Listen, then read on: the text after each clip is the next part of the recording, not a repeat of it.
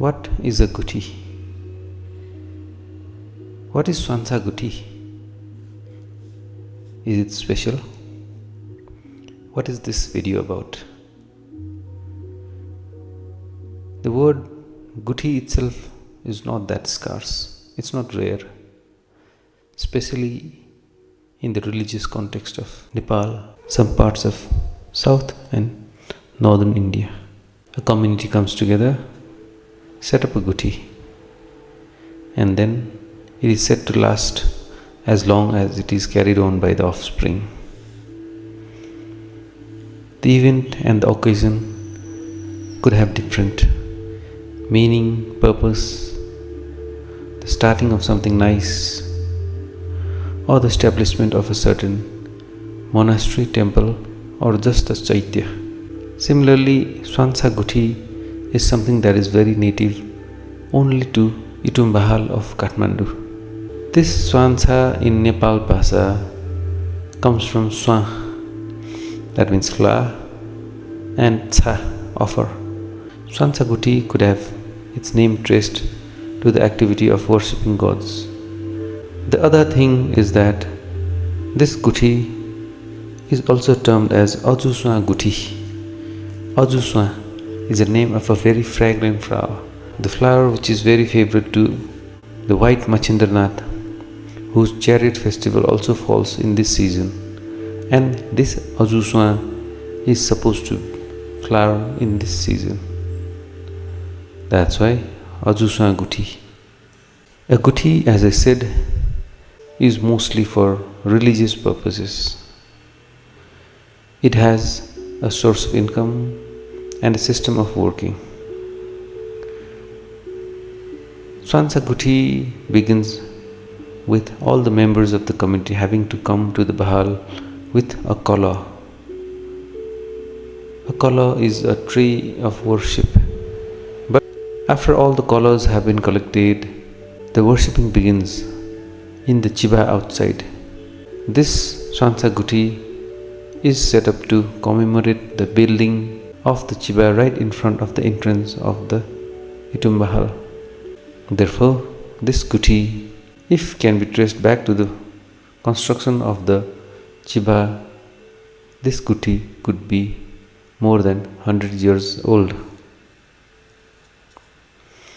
After the puja of the chiba, the second main puja begins on the first floor of the Itumbaha complex on the northern wing.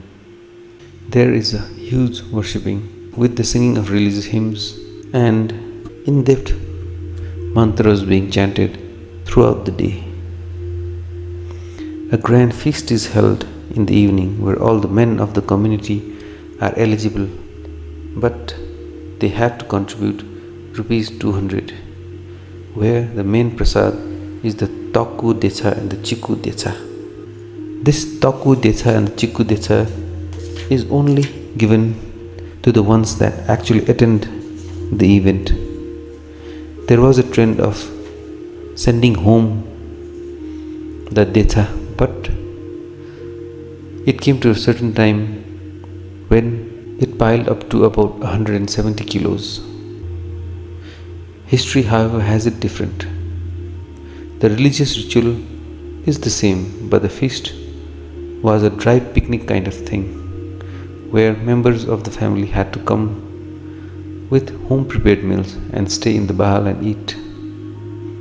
As times changed, people stopped coming. They had to go to work, they had to go to offices, the children go to school. It was not of times now where most of them lived in the vicinity and could be called down for work and celebration. People were busy now, so they stopped coming.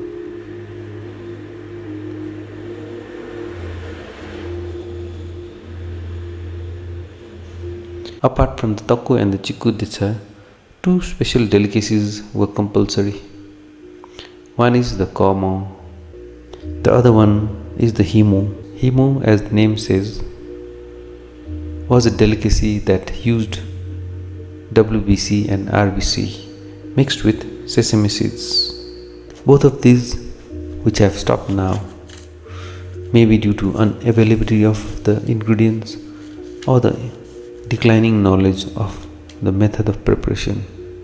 The last recorded authentic celebration of Swanchha Guthi was when Moti Thapa had to come alone and eat alone after the puja. It must have been a very sad sight. A single old member of the community hanging on to keep the culture strong, to keep the customs going on. Everything changed after that. The system of bringing from home was changed to a communal celebration. A feast would be held in the evening after the puja. Yes, and each had to contribute rupees only 30 back then, but now it's about 200.